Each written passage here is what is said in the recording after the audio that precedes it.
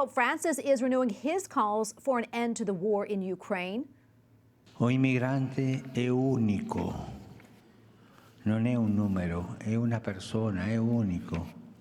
At his weekly talk to pilgrims at the Vatican, Pope Francis said it is time to stop, quote, sowing death and destruction in Ukraine. He also reflected on his recent two-day trip to Malta, but his remarks on the military conflict left the strongest impression.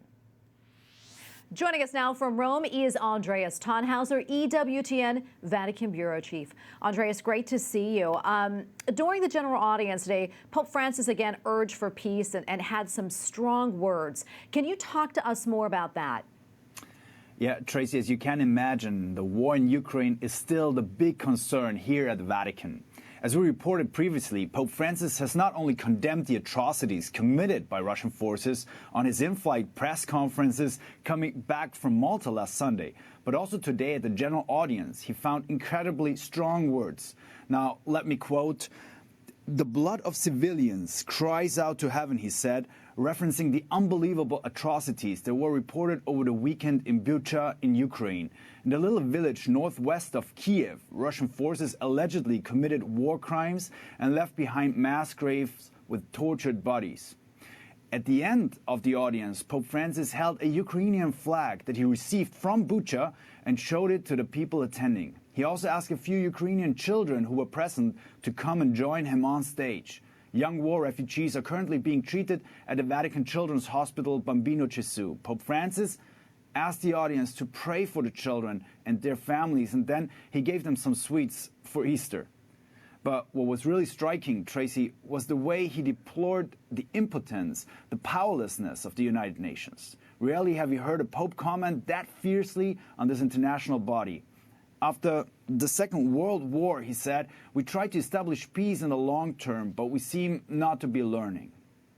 And also, Andreas, we hear that Pope Francis actually intends to visit Kyiv and possibly Lebanon. Do we know if he has any other visits planned?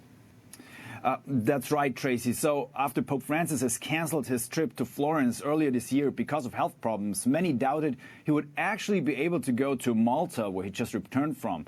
But coming back from Malta to Rome, he said at the in-flight press conference that he intends to go to Kyiv. When asked how realistic it was, also for security reasons, by some of the journalists traveling with him, he said that, and I quote, he was willing to do whatever needs to be done because war is always inhuman, he said. He called it an expression of the spirit of Cain, alluding to the biblical figure of the murder of his brother Abel in the Old Testament.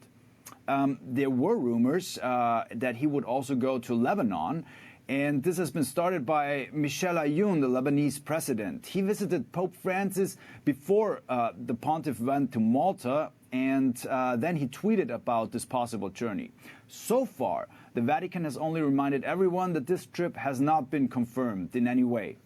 High members of the Roman Curia, the church leadership, hinted that a trip to Ukraine was very much pursued. As you can imagine, Tracy, this would be a bold and impressive gesture, and maybe also what is needed to bring peace if we see Pope Francis in Ukraine. Andreas, we have maybe about a minute left or so, but I'm curious. You had mentioned Pope Francis saying basically the UN is powerless in the situation in Ukraine. So what can we do as people to help the people of Ukraine?